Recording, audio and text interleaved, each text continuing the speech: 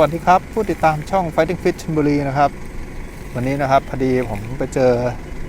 ต้นไม้ต้นหนึ่งนะครับเป็นต้นอะไรนั้นเดี๋ยวไปดูกันครับ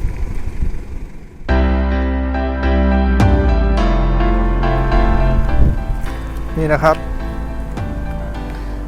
อันนี้เป็นต้น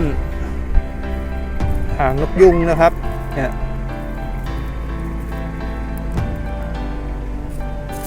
มาดูไว้แล้วนะครับโอ้โหเนี่ยโคดเขาใหญ่มากครับนี่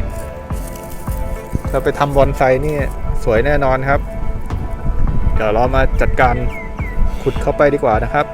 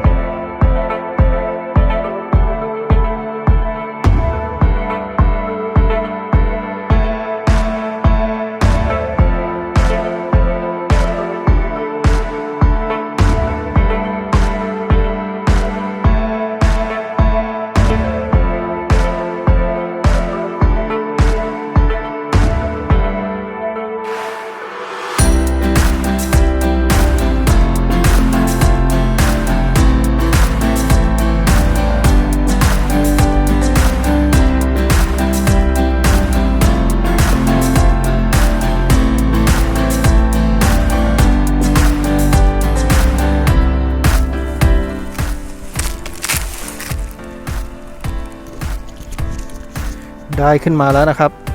แต่ไม่มีตุ้มดินอีกแล้วนะครับจะรอดหรือเปล่าเดี๋ยวไปลุ้นกันครับตอนนี้นะครับผมก็มาถึงบ้านเป็นที่เรียบร้อยแล้วนะครับต้นหางนกยุงก็อยู่ในนี้แล้วนะครับเดี๋ยวผมจะทำการทาซิลิโคนก่อนนะครับแล้วก็เดี๋ยวจะได้ชำเลยนะครับ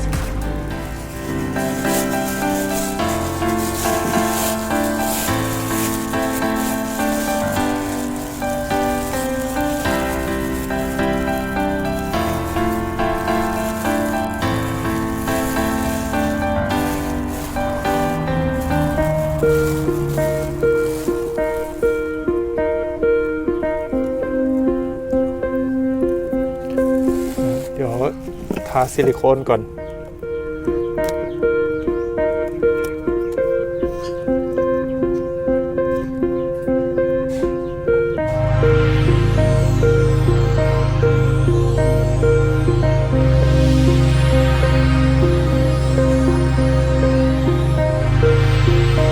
เพื่อป้องกันบาดแผลนะครับเวลาลดน้ำนะครับน้ำจะได้ไม่เข้าแผลจะได้ไม่ตายนะครับ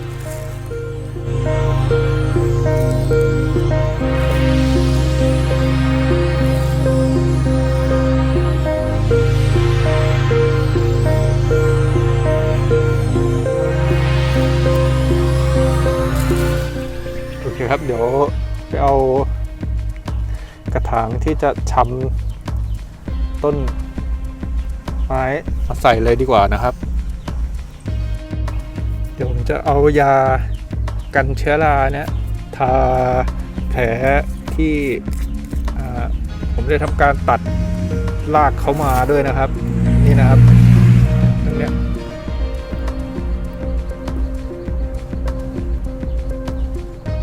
นี่ซื้อมานานแล้วใช้ไม่กี่ครั้งเองเพราะต้นไม้มันตายหมดก่อนนะครับ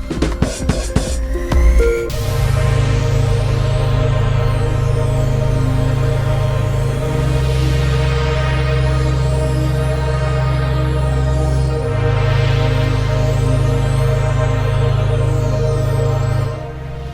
แล้วเดี๋ยวก็ทำในกระถางนี้เลยนะครับ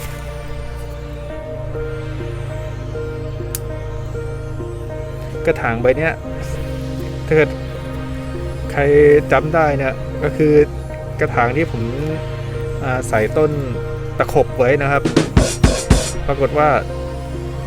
คลิปที่ทำรีวิวครีมตัดกิ่งนะครับผมไม่ได้ทาซิลิโคนนะครับที่แผลที่ผมตัด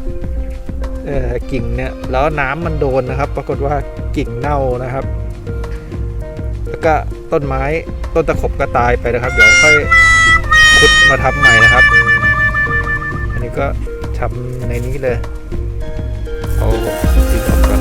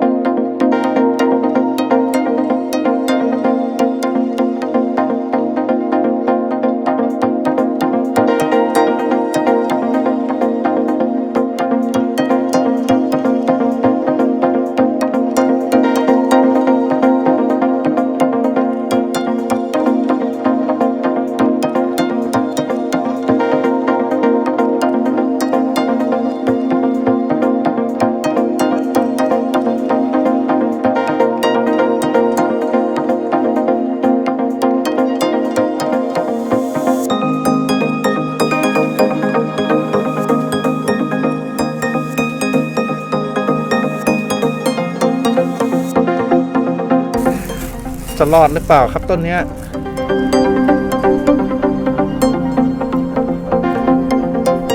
มาลุ้นกันอีก1ต้นนะครับจะพอแค่แตกกิ่งมาแล้วก็ตายไปเหมือนต้นตะขบหรือเปล่าเดี๋ยวเรามาคอยติดตามชมกันครับ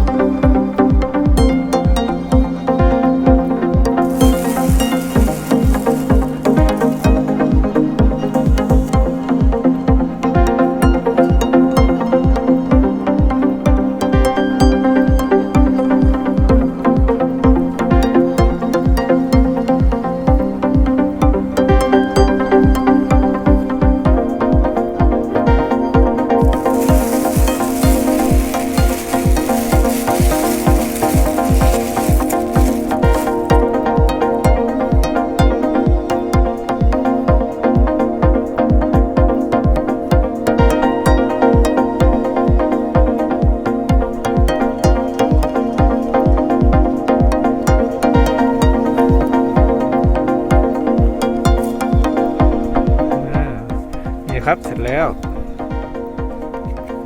จะรอดไหม ไม่รู้กี่ต้นแล้วนะครับที่ไม่รอดนะครับ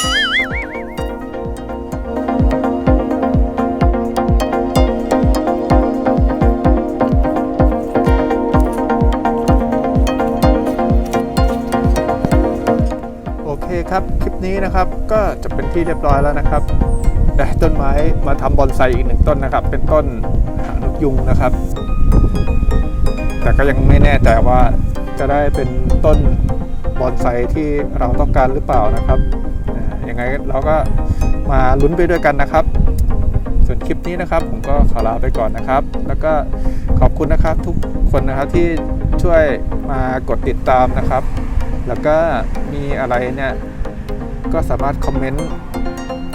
ไว้ได้นะครับถ้าเกิดว่าอยากแนะนำอะไรนะครับคลิปนี้นะครับผมก็ขอลาไปก่อนนะครับขอบคุณที่ติดตามรับชมช่อง Fighting Fish ชลบุรีนะครับขอบคุณครับ